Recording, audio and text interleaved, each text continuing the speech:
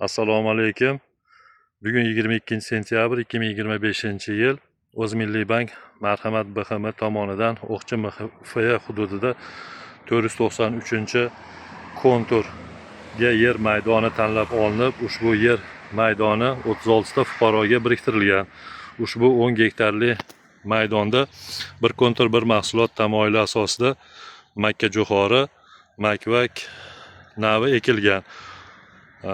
Ushbu 493-konturga O'qchi yoshlar kooperativi, ishlab chiqarish kooperativi biriktirilgan bo'lib, ushbu makkajo'xori 1 gektardan 12 tonna hosil olish rejalashtirilgan.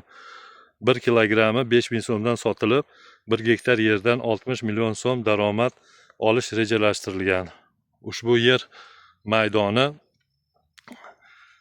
jami uzunligi 363,22 metr, eni 247,97 metrni tashkil etadi.